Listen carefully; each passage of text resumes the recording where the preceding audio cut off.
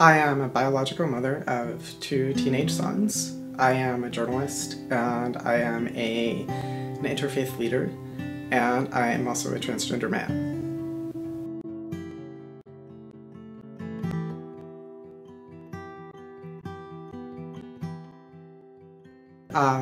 One of my children was a little bit worried that when I transitioned to male, I was going to become a different kind of person, that I was going to become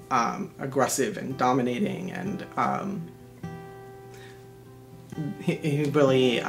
was a little bit afraid of that, but then realized that that was not the case, especially once I actually started transitioning. He realized I was clearly still the same person. I was still his mom. It's definitely been important to me as I transitioned to male to remain in support of women's rights and be present and aware about some of the issues that are facing women today. And so I feel like my experience has helped me to be able to do that. And I also feel like it's probably helped me to raise my sons in a way that they're going to be able to go into their lives as adult men with a greater awareness of the privilege that they carry, and also with a greater sensitivity to the issues that women face. Shortly before I transitioned, I was looking for work, and I was presenting pretty much the way I do today, but my paperwork still said female, and I went into a temp agency to apply for a job, went through an office skills test, had a wonderful experience with that, filled out their paperwork, and handed over my driver's license, which said female at the time. And the person that I was interacting with, who had been wonderful up until that point and had clearly read me as male and had no problem with me, as soon as she saw that my driver's license said female, her entire interaction with me changed, her demeanor changed. And I didn't know at the time that she did anything with that information, but 6 months later I got a call from the same agency, after not hearing from them for that entire time, asking me if I was still looking for work, and I said I was, and they said, "Is it true that you're only interested in working at Smith College?" And it really surprised me because I had never said anything about that, and they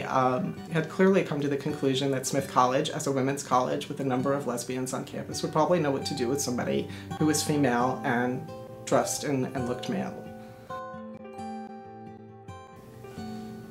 Even now, looking for a job,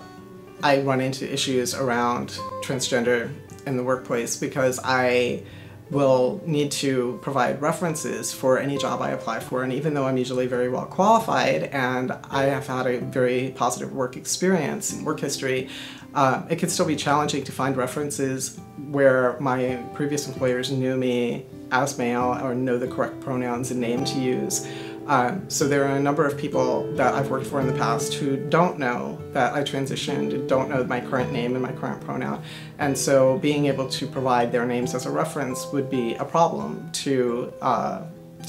getting a job. So when I'm applying for a job now, I have to carefully select not just whether or not I'm qualified for the job, but whether or not I have the references that I can actually use to match that job.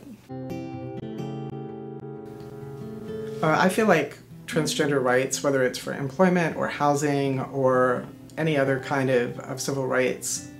one of the most important things to remember is that it's not just about us, it's also about our families. Everything that I've experienced as a transgender person has affected my children, and some of that has been wonderful and broadened their world and broadened their minds, and some of that's been hard. Like, there have been times that it's been difficult for us financially because of my difficulty in finding work. So I think that that's an important thing to keep in mind, that transgender people are not just people, but family members, community members,